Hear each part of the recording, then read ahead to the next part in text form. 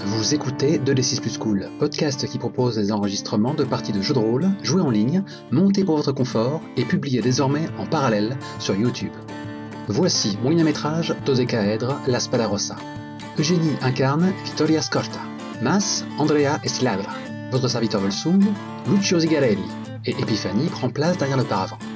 Johan, dans le rôle de Ciro Basseri, restera encore absent pour 2 moyens métrages en comptant celui-ci. Moyen métrage qui est bien plus court que le précédent, mais moins que le suivant j'espère. Couper une session complète en 3 moyens métrages s'avère une discipline délicate. Exceptionnellement, pour cet épisode et le suivant, les musiques que vous entendez ont effectivement été jouées et captées pendant la partie. Bonne écoute. Quelques heures après, vous faites arrêt pour la nuit Un bon bain. dans la campagne. Y a pas une rivière ou un truc comme ça où on peut se nettoyer? Oui, tout à fait, vous trouvez un ruisseau ou montez un bivouac où vous pourrez vous nettoyer. Vous lancez un petit feu histoire de vous réchauffer et de pouvoir faire sécher les habits. Et vous vous installez. Je t'ai pas bien compris, Lucio, pourquoi tu as voulu m'étreindre comme ça. Il se contente juste de te gratifier d'un regard noir. Ne pousse pas ta chance, sergent. Mais ne le prends pas mal. C'est de bonne guerre. Premier arrivé, premier servi. Ça a toujours été comme ça, non? Certes, le fait de muser comme bouclier, en revanche, c'était un luxe de trop. C'est toi qui sautais sur moi. Mais vous sautiez tous les deux l'un sur l'autre comme 2 cabris dans une mare de boue. Vous entendez des clapotis un peu plus loin dans la rivière. Bah, on regarde. Ok, sortant de l'ombre, marchant 2 silhouettes qui titubent en pataugeant à moitié dans la rivière. Je dégaine ma rapière. Qui va là? Je connais cette voix, te dit une silhouette fatiguée. Salto? C'est bien lui et son compagnon Torino. Mais que vous étiez arrivé, je m'approche. Ils sont pas en meilleure mine que vous, leurs habits ont été déchirés comme par des fauves. Hostile la nature. Ils sont Torino n'a plus qu'un bas à une jambe, l'autre étant nu. Ils sont complètement hallucinés, les cheveux en désordre avec des morceaux de feuilles et des branchages. Il arrive vers toi et il te serre l'épaule comme ça. Et, mon ami, puis-je partager ton feu pour ce soir? Mais bien sûr que vous étiez arrivé. Dario et El Galin. Quoi? Dario, il est resté en ville. Et où sont vos 2 autres compagnons? L'un est resté en ville et l'autre a continué. Elle n'a pas voulu nous suivre sur cette aventure. Il s'assoit au coin du feu avec un regard mystérieux et il ose à peine regarder Victoria. Bon, tu nous dis Quelle pas aventure! en même temps, Victoria, je serais toi, je ne serais pas la maline, vu que le temps où tu te trouves, t'es pas bien loin de lui, tu vois. Non, mais moi oui, j'essaye de pas être trop près du feu pour que ça se voit pas trop l'état dans lequel je joue avec les ombres. Excusez la difformité de mes compagnons et de moi-même, nous avons été, attaqués par des villes brillants, et nous allons repousser. Des brigands. Oui, des brigands, il y en a dans cette région, effectivement. Je la pensais pourtant calme, mais il faut croire qu'elle est mouvementée. Ils étaient au moins 20. Mais oui, mais nous avons affronté pire. Ah? Une bande de gnolls sortis du bois des papillons. De gnolls? Je croyais qu'il n'y en avait plus. On en avait pas revu depuis 30 ans, sauf en petite bande. Ils ne se rapprochent pas de Braccio comme ça, mais dans le bois aux papillons, on ne sait jamais. Une vingtaine au moins. Et leur chef, un grand troll avec des yeux de braise. Et vous les avez défaits, j'imagine, comme nous, nos brigands? Évidemment. Ah oui. Mais à quel prix? Nous pareil. Ils étaient 20 armés tous. Nous avons failli y perdre notre dignité. Alors que nous ne l'avons pas du tout perdu. Nous l'avons laissé sur place, oui. Alors qu'ils se rapprochent du feu, vous sentez comme une odeur de... quelque chose entre une odeur d'humus et de mauvais parfums s'élever de leur corps. Mais vous sentez vraiment très très mauvais. Pas du tout un parfum de gnoll, vous diriez, enfin... Ça te rappelle un peu le bordel de ta mère, Lucio. Alors du coup là j'ai un déclic alors que je tente d'allumer ma pipe couverte de boue. Là je m'assois en face de Salto, vraiment les yeux dans les yeux. Mm-hmm. De notre côté c'était pas des brigands. C'est loin d'être une vingtaine de brigands. C'était pas des brigands du tout. Et que racontes-tu? Victoria, c'était au moins une dizaine de brigands? Une vingtaine? Une dizaine, vingtaine, on n'a pas pu compter. C'était une aventure pathétique. Je lui mets un grand coup de pied, Il te regarde avec un air de... je sais ce que c'est, effectivement. Il me dit rien, par contre. Il te regarde en t'enjoignant à continuer. Et puis finalement, on ne peut pas dire que cette sortie de la ville sera une riche affaire pour nous. Bien heureux ceux qui y sont restés, n'est-ce pas? Bon, êtes-vous prêt à toujours continuer? Raconte-moi ta mésaventure. J'ai encore une flasque de vin ici que nous pourrions partager. Il lève sa fiasque et il dit à Siro et Dario qui eux au moins sont bien tranquilles là où ils sont. Et il boit une gorgée et il te la passe. Il la passe à Lucio. Sirio et Dario? Sirio, c'est pas sans douille. Ah, Oh là là, je suis habitué à l'appeler passe, oui. Ouais. Là, pour le moment, je lui dis Claire, j'ai pas le cœur à boire. Et je fais passer la petite flasque. Bon, mais moi je bois, général. Et en le faisant, je continue de le flairer. Ouais.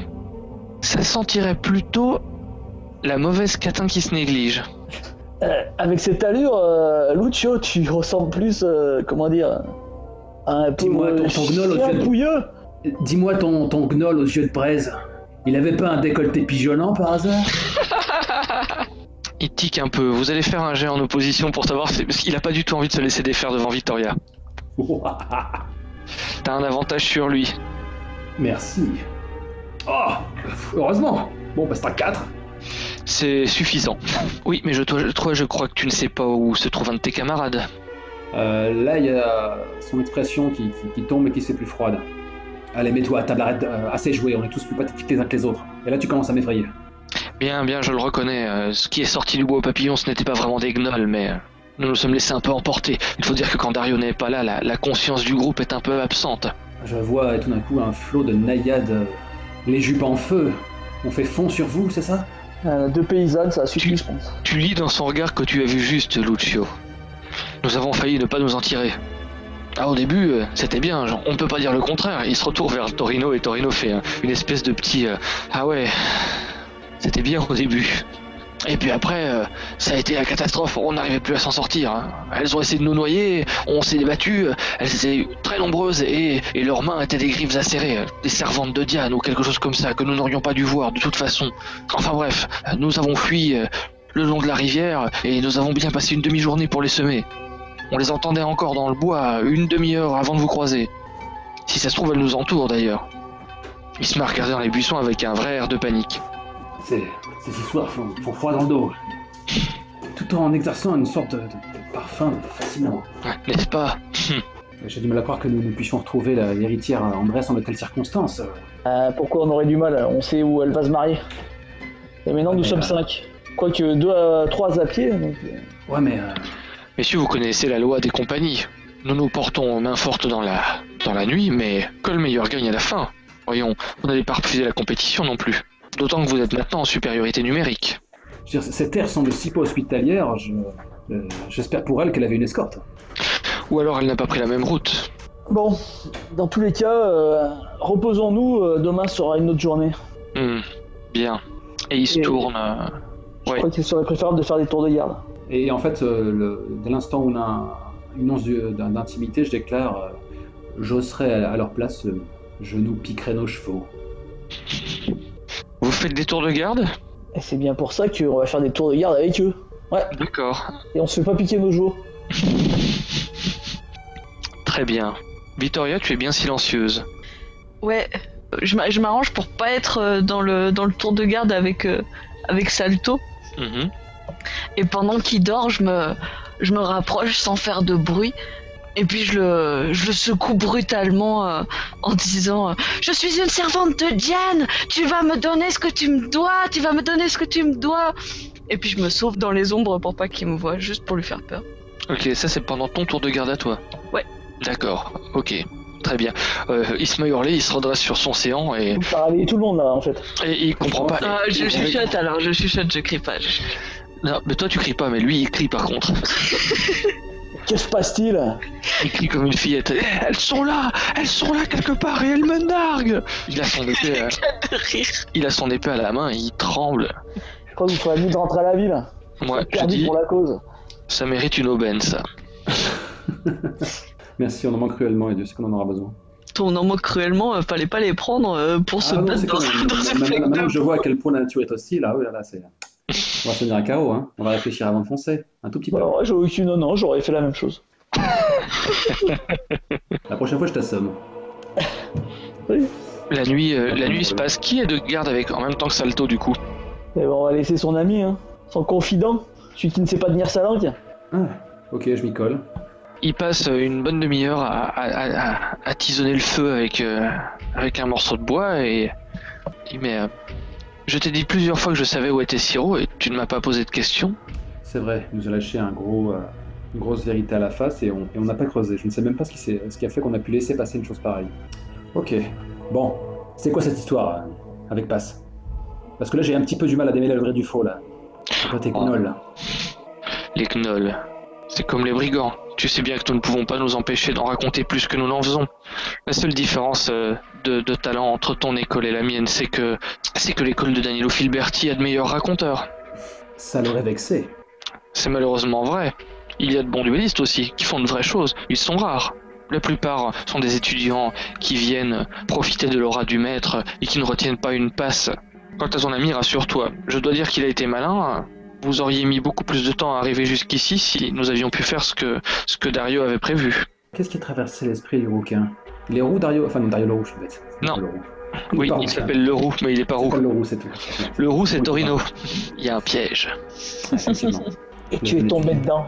Bah là, écoute, je veux bien être courtois et faire des sourires quand Victoria est là, puisqu'elle t'a en affection. Ouais, si tu commences à me souffler dans les bronches en parlant de vils stratagèmes dont notre camarade Pass serait le centre, la clé, je vais très vite m'échauffer les sangs et je vais perdre tout contrôle.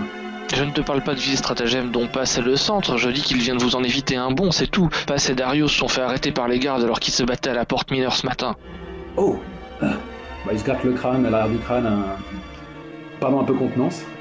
Mon homme essayé de vous savonner la planche, mais Pass l'a vu venir. Il a provoqué un esclandre, et ça s'est fini dans les geôles de la garde. Du coup, il éclate de rire. Tu vois Salto qui fait un sourire aussi. Et voilà, et pendant que nous affrontons brigands et gleux, eux sont tranquillement au frais dans une cellule, à attendre que ça passe, et à ne pas avoir de compte à rendre. Oh, je gage qu'ils en auront de bien belles à nous raconter. C'est fort probable. En tout cas, je peux t'assurer que tu peux dormir, je ne te volerai pas ton cheval ce soir. En remerciement pour l'hospitalité de ton feu, je te dois bien ça, et je te donne ma parole de gentilhomme. Repose-toi, et demain nous reprendrons notre route chacun de notre côté. Cette pensée t'honore, Marenzio. Peut-être que tu ne brilles pas que par ton accoutrement. Bah, je vais aller m'allonger, et je déclare... garde tout de même un œil ouvert. Les bois sont pleins de charme. Et en fait, non, je vais le surveiller. Ok, très bien. J'étais prêt à remettre une aubaine si tu te faisais confiance au code des aventuriers, mais puisque tu ne fais pas, écoute, il se comporte d'une manière tout à fait honorable toute la nuit, et au matin, il vous réveille de bonne heure, après avoir préparé un petit déjeuner sommaire avec ce qu'il a trouvé dans vos fontes. Moi, tout de suite, je pensais qu'il va nous empoisonner. Toi, t'es vil, toi. Toi, tu vas te frapper avec des gens qui sont qui se protègent dans des bacs d'eau. Moi, je vois leur sens de la compétition est bien plus affûté que tout le reste, donc je suis très prudent. Mais là, ce n'est pas une conversation que nous avons haute voix, du moins pas en leur présence. Est-ce qu'on peut changer aujourd'hui? Changer quoi? Nos habits? Non, ça va être compliqué. Non, changer qui prend Andrea en groupe. Bah, si vous voulez, moi je peux conduire. Mais tu as un cheval? Non, je peux conduire. Bah voilà. Bah oui, je peux me mettre derrière l'autre chose si tu veux. 2 montures et 5 cavaliers. Non, 2 montures et 3 cavaliers toujours. Comme il l'a dit lui-même, car le jour se lève, chacun pour soi et Dieu pour tout. D'accord. Bien. Commence pas avec ta bonté naturelle. D'ailleurs, je ne sais pas d'où elle sort celle-là. Sûrement pas des jupes de ta mère. Ah, ça y est, c'est... On ne touche pas à maman. Ok, de retour. Au matin, oui. Alors que vous terminez de vous préparer ce qu'il reste des lames d'argent remis un peu d'aplomb et avec un costume rafistolé, vous font un salut et partent sur la route sans attendre que vous ayez terminé de vous préparer. Tant qu'on les dépasse 2 minutes après.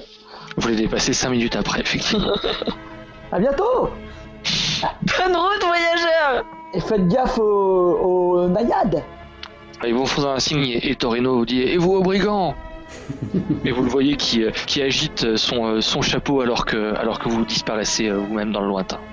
C'est bizarre cette manière de te rabaisser, Lucio. Je hoche la tête dans ta direction. Je suis parti du principe qu'on t'a laissé une monture seule, en fait. et que Vittoria est avec moi. Ça me convient. D'accord. Parce que sinon, je pense que je vais passer au galop, mettre un coup de rein et puis pas me retourner. En te laissant en pleine nature. Donc, alors qu'on est au Si, mais on peut faire ça, on peut faire hocher ça. la tête, j'attends la Faire suite, ça comme ça, je le récupère. et je fais mais t'arrêtes pas en si bon chemin, sergent. Vas-y, Pardon ? j'attends les stockades. Quelle stockade ?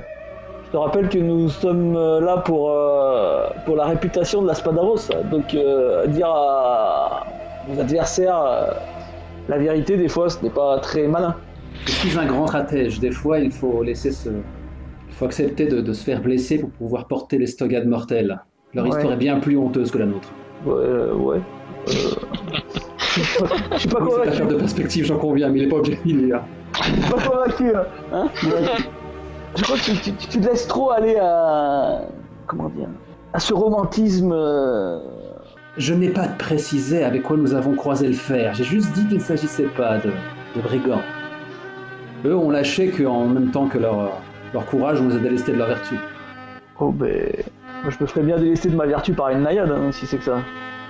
J'avoue ma foi que si je devais choisir ma mort, celle-ci est toute trouvée. Je lève les yeux au ciel. Je pense que quand je serai vieux, échevelé et incontinent, eh bien je me rendrai dans ces bois. Si tu es si naïf, je ne crois pas que tu vivras aussi vieux que ça. À mesure que la matinée passe, vous vous écartez passivement du bois des papillons pour retourner à une nature beaucoup plus propice et agréable, des champs à nouveau. Ça ressemble un peu à ce qui s'est passé avant la catastrophe des guêpes, des champs, des paysans, une terre assez riche et un ciel bleu qui vous ferait dire que le consulat est une sorte de terre bénie par les dieux, où tout pousse naturellement et où les gens sont naturellement beaux et civilisés, vous-même faisant ce que vous pouvez avec les mésaventures de la veille.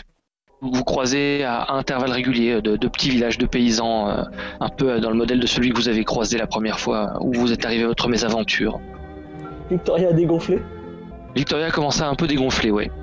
Mais vos corps sont endoloris et la mauvaise nuit passée sur les berges de la rivière ne vous a pas vraiment aidé à récupérer. Hein. Avons-nous de quoi panser nos plaies Oui, vous avez ça dans vos fontes, naturellement. Eh bien je te gratifie d'un petit traitement, Victoria. Après tout, tu sais que le plus souffert. Oui, tu passes de longue garde sur ton dos. Voilà, Victoria laisse faire. son micro est coupé. Ah, ok, très bien. Fais donc ça. Je pense qu'en temps normal, elle m'aurait bien pourri. Oui, bah oui, je pense aussi. Je crois qu'elle pourrait défoncer la tête même. Pas du tout. Ça y est, t'es de retour, c'est bon? Ouais, c'est bon. Ok, donc Lucio t'a bricolé un onguent. Et du coup, je le laisse faire. Voilà. D'accord, Pas du tout énervé. très bien. Parce que j'ai mal quand même. Ça apaise vaguement les douleurs, mais t'es quand même encore totalement courbattu. En fin de journée, vous arrivez dans un nouveau petit village, avec une espèce de forteresse. 1 heure avant l'arrivée au village, vous avez croisé une grande borne qui dit que vous êtes sorti des terres de Braccio et que vous êtes rentré dans les terres de Chieso. Il y a des guerres intestines entre les villages ou pas du tout? Non, depuis une trentaine d'années, c'est plutôt... il peut y avoir des guerres politiques voilées, mais Braccio est une cité grande et puissante, et Chieso, c'est 4000 Pékins sur un bout de colline avec un prieuré au-dessus, donc c'est pas la même cour, quoi. On s'arrête pour boire un coup, manger un petit bout et pour prendre des forces pour continuer le voyage et reposer nos montures. Continuez de nuit, donc Qu'en pensent les autres? En même temps, ouais... De toute façon, elle va pas se marier de nuit, donc... Il y a une auberge qui a l'air relativement animée, avec des paysans qui semblent y boire des verres. On pousse la porte et on tâche d'oublier les événements passés. Ok, une atmosphère chaleureuse et sympathique. L'endroit le plus sympa depuis 2 jours. Il y a des rires, une odeur d'excellente nourriture, de la bière à flot, et dans un coin, Vittoria, tu reconnais clairement ton frère attablé seul devant une chope de bière et une maigre écuelle. Dans ce cas, je ressors tout de suite et je me dirige vers les écuries. Moi, je me dirige vers la table du frère, alors. D'accord. Lucio, tu es avec moi ou... J'accompagne Stylandra. Hein. Je te surveille maintenant, j'ai trop peur que tu fasses une bêtise. L'homme relève les yeux vers vous, vous fait un salut comme si il vous connaissait vaguement mais qu'il vous avait pas remis. Eh ben, on s'assoit. Partagez ma table, je vous en prie. Est-ce qu'il avait l'air de surveiller quelqu'un, en fait? Non. Il avait l'air d'être surtout concentré sur son assiette et sa chope de bière. Andrea Estiladra, de la Spadaros. Et voici mon compagnon, Lucio Sicarelli. Je me disais bien que je vous connaissais, vous êtes les compagnons d'armes de Vittoria. Tout à fait. Un compagnon de la Roche, cette auberge perdue. Et avez-vous fait bon usage des informations que Vittoria m'a escortées? Non, si j'en crois le fait que vous n'arrivez qu'à l'instant dans cette auberge. Eh ben, on a fait au plus vite. Mais quelques brigands nous ont surpris. On les a... Ouais, nous avons dû prêter main forte, lame d'argent, qui est un peu de chose posture. Ah, les lames d'argent, vous les avez croisées aussi? Ouais. Ça veut dire qu'elles sont derrière nous. En tout cas, ce qu'il en reste.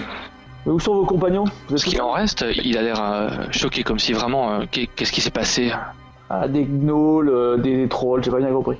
Le consulat est une terre hostile pour des bretteurs qui n'ont connu rien d'autre que les dalles de Braccio. Les aventuriers des villes, oui, bien sûr, je le comprends, mais j'espère qu'ils n'ont pas subi de trop lourdes pertes. Le bois des papillons n'est pas encore un endroit sûr. Et vous n'avez pas récupéré vos compagnons? Non, un problème, une délicate question à trancher dans la journée. Ouais, je rentre après avoir fait ce que je devais faire. T'as fait ce que je pense que tu as fait, Vittoria? Je pense, oui. Ok. Ce truc qui s'arrête jamais. Oh, mais regardez qui voilà, votre sœur. T'as vraiment envie qu'il lui arrive un truc dans la foulée avec cette affaire? Non, c'est plus une façon de relancer, de remettre une pièce dans le jukebox, quoi. C'est pas méchant, c'est de la plaisanterie. Voilà, c'est ça. Ok. Il te regarde s'installer à la table et il te dit tu as pris la peine de couper ma sangle avant de venir t'installer? Je pose mes mains sur les siennes et extrêmement lugubre. Je fais Livio, notre père est mourant. Il faut absolument que j'aille le voir. J'arrive pas à dire la fin sans rire. Ça lui arrache un sourire. Laisse-toi, celle-là était bonne. Et tu ne t'es pas trop talé les fesses en essayant de partir? Ah, j'ai encore des bleus, mais ça va passer. Oui, je vois ça d'ailleurs. C'est la chute de cheval qui t'a fait ça au visage? Non, ça c'est les brigands, mais tu aurais dû voir ce qu'on leur a mis. Des brigands, c'est bien. Sur ces routes, il n'y en a pas. Il n'y en a pas depuis longtemps. Ah, cela avait l'air pourtant frais. Ma foi, j'ai dû passer au travers. J'ai eu bien de la chance. Que voulez-vous? Ah, peut-être que tu n'étais pas une proie suffisamment appétissante. Ça doit être ça, mais si j'en crois les hardes de toi et de ta petite équipe, je ne sais pas ce que représente une proie appétissante pour eux. On se fond dans le décor. Littéralement. Je pose ma coiffe sur un dos de chaise et elle est dans un état pas possible, quoi. Vous allez bien boire quelque chose. Et il sort une des grosses pièces d'or de ton père, de sa bourse comme ça, et il la pose sur la table. Nous allons boire à la santé des lames d'argent. Oh oui, à leur santé. Si nous buvons juste derrière la santé de la Spadaros. Soit, nous boirons après les lames d'argent à la santé de la Spadaros. Après tout, c'est là qu'est sa place. Il te jauge du regard, Andrea. Nous verrons bien. Seul le futur nous le dira. J'en ai connu des plus prompts à vérifier. Et il regarde Vittoria. Vous voulez faire un petit duel ici même? Pour vous montrer qui de nous deux... Un duel non, je jauge vos intentions, c'est tout. Tu jauges nos intentions? Je me demandais pourquoi vous faisiez cette mission, mais manifestement ça n'est pas pour redresser l'honneur de la Spadaros, ça doit être pour une quelconque somme d'argent. Absolument pas. Nous faisons ça que pour le nom de notre école. L'argent, ce n'est que pour les rustres. D'ailleurs, mon ami ici présent a un magnifique poème qui parle de ce désintérêt. C'est vrai? Je ne fais pas part de ma poésie à n'importe qui. Ah, tu as raison, tout le monde ne l'apprécie pas. Après tout, tu peux bien m'en donner un extrait. Je viens de te la payer. Et regarde la chope que tu as à la main depuis 10 minutes maintenant. Mais ça c'est insultant, les vieux. Tu insultes mon ami en voulant acheter ce verre avec une chope de quelque chose, mais c'est... Bien sûr que non, voyons. Ton frère fait quasiment partie de la famille. Estiladra va lui faire profiter de ses lumières sans justifier un quelconque paiement ou par pure bonté d'âme, par pure charité. Éblouis-nous, sergent. L'argent des uns n'a jamais fait le bonheur des autres.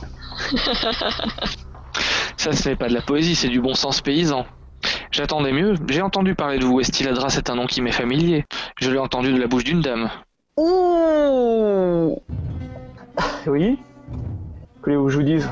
Il y a beaucoup de dames qui ont mon nom dans leur bouche, effectivement. Elle riait beaucoup en le prononçant. Je suis heureux de savoir que je donne de la joie aux femmes. Tu l'as mouché là. C'est pas comme d'autres qui sont obligés de se battre en duel pour en avoir fait pleurer une. Si on a une épée, c'est pour s'en servir. Ah, c'est comme la langue. Exactement. S'en servent mieux que d'autres. Comme l'épée.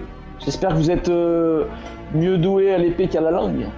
Vous savez, mon cher Estiladra, certains paysans que je connais ont un dicton aussi. C'est ceux qui en parlent le moins qui en mangent le plus. Vous voulez dire quoi, du gruau? Pendant ce temps, je me tire sur ma pipe et j'enrage de ne pas avoir de popcorn. Mais bon, je vous remercie pour le verre. Je bois à ma chope. Très bien. Il a fini son assiette. Permettez-moi de me retirer, je vais profiter de ma chambre. Il se retire en direction de l'étage. Je lui fais une courbette comme dans la cour. Il vous en prie. Il te pose la main sur l'épaule, Vittoria. Moitié sympathique, moitié condescendant, un peu comme souvent à son habitude. J'essaye de pas grimacer quand ça appuie sur un bleu que vous avez. Très bien. Est-ce que vous voulez faire quelque chose de particulier à ce moment? Discutez. Le lien de parenté est assez évident. Comment ça? Vous n'avez pas votre pareil pour... vous avez une langue qui fouette. Mais nous n'avons rien en commun. J'avais l'impression de voir ton frère jumeau. Mais nous n'avons rien en commun. Mais rien du tout. C'est le jour et la nuit. Je suis à peu près sûre que mon père n'est pas mon père. Et si, vous avez le même regard mauvais. Moi, j'ai un regard mauvais, moi. Et cette même facilité pour le cynisme, mais qui marche pas bien, malheureusement. Mais ça n'est pas du cynisme. Oh, si. C'est peut-être ça, avoir un père qui pend les gens comme ça si facilement. Andrea, ça, c'est vraiment injuste. Non, mais... Ah, c'est injuste, c'est vrai. Ah, bien envoyé. Elle est jolie, celle-là. Ouais, du coup, j'ai consulté mes notes. Bon, il n'est pas comme Marenzio, ce n'est pas le genre à qui on peut réussir à arracher les secrets avec un sourire. Je me demande vraiment ce qui est arrivé au reste de ses compagnons. Ben, je peux te le dire, moi. Ils ont tranché une affaire pressante. Non, je peux te le dire, mon ami. Si le choix des mots était... Je peux te le dire, mon ami, si tu me laisses parler. Quelle idée. Lui, il était en voyage avec ses compagnons. Quand il a appris une si fâcheuse nouvelle, que son père était malade, il les a donc quittés pour rentrer en ville. Et là, il essaye de les rejoindre. Et d'accord, il a juste du retard. Le reste des compagnons nous attendent peut-être de pied ferme. On se sent comment, là, tout de suite? Bien, comme dans un petit cocon, par rapport à la nuit d'hier. Vous êtes relativement à l'aise, il fait chaud, il n'y a pas de danger a priori, à part peut-être Livius Corta s'il veut vous faire un tour pendant la nuit, mais... On est peut-être sur une zone un peu plus civilisée que les bois de... Mais bon. là, je commence à avoir des envies de prendre de l'avance. Je me dis que ça fait peut-être un bout de temps que les autres compagnons de la Roche sont là-bas et que l'affaire est peut-être... Le problème, c'est qu'il faudra un moment ou un autre de dormir. Dormons quelques heures et partons sur le champ. Vous traînez pas trop, donc vous reposez juste le strict nécessaire et... Je dis à l'aubergiste, mettez-nous de quoi se substanter pendant un voyage. Pour le mettre sur la note du jeune homme qui vient de nous quitter. Il payera demain matin. L'aubergiste ne fait pas de difficulté, il sait qu'il a affaire à un gentilhomme et que le gentilhomme paiera forcément la note. Ils sont de la même famille, et là je montre la sœur qui ressemble comme deux gouttes de son frère. Moi je fais des grands yeux, genre mais non, mais pas du tout. Vous voyez bien que ça n'a rien à voir, nous n'avons rien en commun. Victoria, la famille est le plus doux des liens. Le jour et la nuit. Est-ce que l'un d'entre vous est déjà arrivé à Chieso? Je considère que vous n'êtes pas toujours resté que à Brace, mais est-ce que l'un d'entre vous aurait déjà été là-bas, connaîtrait quelqu'un? Moi j'ai fait la guerre un peu partout. J'imagine que la guerre c'était dans le coin, non? Je sais pas. Oui, entre autres, ça a tapé très très fort dans le sud. C'est vraiment le sud où ça a été le plus violent, mais ça a touché tout le consulat. Et là, la région a été occupée pendant 50 ans avant qu'elle soit libérée. Mais c'était maintenant il y a longtemps, quoi. J'étais jeune, je me souviens. Les amis, les batailles, la boue, la mort. Rien à voir avec ce que nous faisons. C'est beau. Est-ce que tu es passé par Kieso ou pas? Je ne sais plus. J'ai vu tellement de villes. J'aurais eu bonne raison d'y traîner, moi, personnellement. À toi de me dire. Mais qu'y a-t-il comme attraction là-bas? Une église à Aphrodite, un prieuré à Apollon et 4000 habitants. C'est peut-être plutôt le genre d'endroit où on va se mettre au vert après une grosse connerie en fait. Ah. Mais Kieso, c'est là où elle va se marier, c'est ça? A priori. D'accord. Mais j'y suis allé, mais je suis passé, ouais. Voilà. Grosso modo, vous savez que si vous partez pas trop tard comme le veut Lucio, vous devriez arriver sur le coup de midi à Kieso le lendemain. Mais vraiment crevé alors, ou on s'est pas reposé un peu? Non, en prenant le minimum de repos pour être tranquille quoi. D'accord, bah ok. Donc pas de possibilité de récupérer les blessures. D'accord, on écoute Lucio et on y va blessé alors. Ok. On va sans doute l'orienter, mais... Le lendemain matin, vous repartez à peu près au même moment où sort Livio de l'étable. Vous êtes à peu près synchrone devant vos chevaux respectifs. Ah mais non, mais si on part le lendemain matin, on se repose, on n'est plus blessé alors. J'ai pas compris. Quand vous arrivez à je vérifie ma selle. Non, mais faut savoir si on se repose une poignée d'heures, et dans ce cas-là, on est toujours blessé, ou si on se repose vraiment, on part en milieu de matinée, et dans ce cas-là, on n'est plus blessé, c'est ça? Ah non, on laisse pas d'avance aux autres. Bah voilà, donc c'est ça. Quitte à partir tôt le matin. D'accord, ok. Bah disons qu'au passage, je dois coincer la poignée de sa porte pour qu'il ait du mal à sortir de sa chambre. Ok, très bien, ça marche, ça me va. Et c'est ton frère aîné ou ton frère cadet? Aîné. Ça devait être super sympa quand vous étiez ensemble à la maison. Quel drame avez-vous pu vivre pour être déchiré de la sorte? Le drame de la fraternité compétitive. Je vais vérifier ma selle avant de monter dessus. Et on trace, et mon bras me lance atrocement. Ok, très bien. Alors que le soleil se lève, que vous avez parcouru déjà 3 bonnes heures de route à une bonne allure et que vous êtes assez content de tout ça, vous tombez sur une petite troupe armée portant les couleurs de Kieso, une quinzaine de cavaliers en armure avec des piques et un prévôt à leur tête qui vous fait signe de vous arrêter alors que vous avancez sur la route à leur rencontre. On s'arrête. On obtempère. Hein. Pied à terre, voyageur. Moi, je descends de mon cheval, de ma monture. Si j'ai bien compris, je suis tout seul sur ma monture. Oui. Moi, je saute à bas du cheval. Je peux pas m'empêcher de les dénombrer, puis je mets pied à terre aussi. J'ai toujours cette petite manie de tourner ma moustache. Il vous regarde du haut de son cheval sans descendre. Le cheval lâche une poignée de crottin à la hauteur de Vittoria. La raison de ce déploiement de troupes armées sur le territoire de Kieso? De troupes armées? Nous sommes que des simples voyageurs. Déplacement en bande armée, c'est une infraction ici, à moins que vous n'ayez une bonne raison. Nous avons un mariage. Un mariage? Oui. C'est une bonne raison, ça, un mariage. Et là, je lisse fièrement mon col qui doit être tout fripé avec nos fringues déglinguées. C'est clair. Et nous sommes un peu en retard d'ailleurs. Un mariage. Et le mariage de qui, s'il vous plaît? À quel genre de mariage des gentilshommes comme vous vont assister? Vous allez détrousser une noce plutôt. Comment osez-vous nous parler comme ça, nous, des simples voyageurs? J'ose ce que mon grade et ma fonction m'encouragent à faire. Et tu vois le sourire satisfait du fondé de pouvoir qui profite de son autorité. Ah ouais. Bien, vous n'avez toujours pas répondu à ma question et je ne crois pas à ces affaires de mariage. Mais ça vous regarde, sergent, capitaine, enfin, quoi qu'est-ce? Nous allons à un mariage, nous sommes invités. Je crois que cette personne n'a jamais été militaire. Oh, bon, je voulais rattraper le coup, c'est trop tard. Je crois qu'elle ne sait même pas se battre. Si elle n'avait pas ces 15 hommes derrière elle, je pense qu'elle se ferait. C'est évident. Le propre d'un commandant, c'est de s'en servir. Je crois que vous-même, monsieur, n'avez jamais été militaire. Tout Alors, au plus un fanfaron mal fagoté. Je vous déconseille vraiment de vous engager sur ce terrain-là parce que cet homme ici présent, à ma Capable gauche, d'assommer les gens avec des mots. un coup d'histoire de vétéran, monsieur. Et cela fait très mal. Un vétéran? Il en a fait mourir d'ennui pour moins que ça. Eh oui, des vôtres. On est massacrés dans la boue.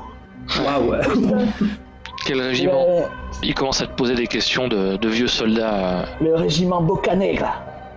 Il te jette un regard de haut en bas. Boccanegra? Un pouilleux comme ça, combattu avec Boccanegra?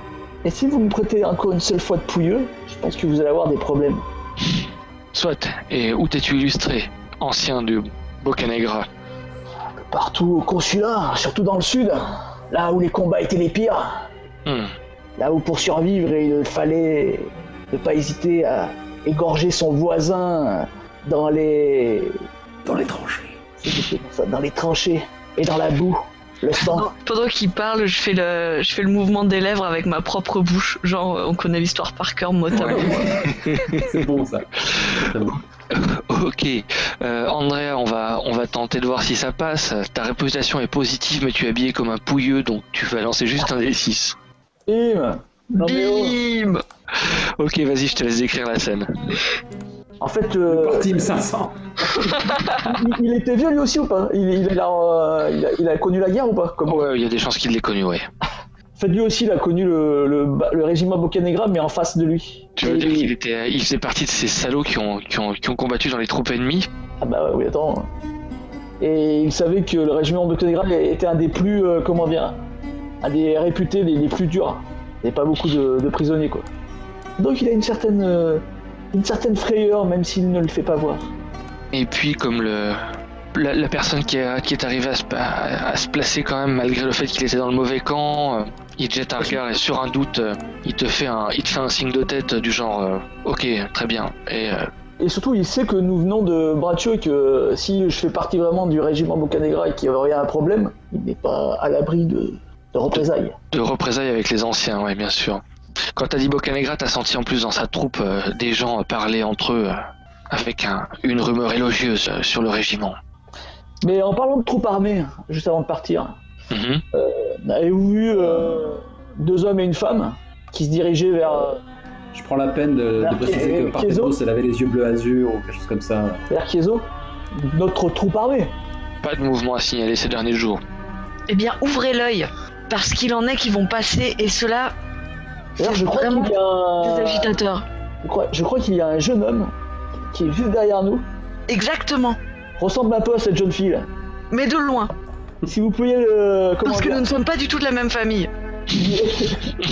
Expliquer un peu comment on se battait à l'époque, ça serait sympa. Merci. Bien, merci de l'information. Allez, circulez. Je fais un petit regard en coin, toujours en me tordant la moustache, en me l'enroulant. Et dès qu'ils sont à distance, je fais alors là, sergent, tu m'as bluffé. Si on avait gamin. Tes histoires nous tiraient de l'embarras. Hein, gamin? Toi, t'as pas connu la guerre. T'as juste connu les jupons. Ouais, je vois. C'est là-bas que t'as appris à utiliser tes compagnons d'armes comme des boucliers humains. À la guerre comme à la guerre, mon ami. Si t'aurais vu la moitié de ce que j'ai vu, tu ne serais même plus l'homme que tu es. Tu serais peut-être un fou, interné dans je ne sais quel asile. Ouais, je comprends. Je serais incapable d'accorder mon respect, mon amitié à qui que ce soit. Vous avez de la chance, vous les jeunes, tout pour ma gueule. Quoi, tout pour ma gueule? Qui allait chercher Victoria, ce n'est pas toi? Non, je l'aurais bien fait si je n'avais pas été... en train de te noyer dans une barrique? Si je n'avais pas été guionné par les 1000 spadassins que tu as eu l'erreur de sous-estimer. C'était que des petites guêpes. À mesure que la matinée avance, le soleil se fait de plus en plus chaud, il va faire une journée brûlante et Chieso apparaît, un bras de rivière mou et bleuté au milieu d'une prairie verte et au-dessus d'une colline vaguement rocheuse, quelques maisons disposées joliment avec tout au milieu du village les clochers du prieuré d'Apollon et les 2 grandes tours de l'église d'Aphrodite. Comme pour Braccio, à mi-journée, c'est le moment où la population s'inverse, les marchands du matin commencent à repartir et un certain nombre de gens plus proches de la ville rentrent pour faire affaire et profiter de l'ombre des maisons en début d'après-midi pour boire un verre.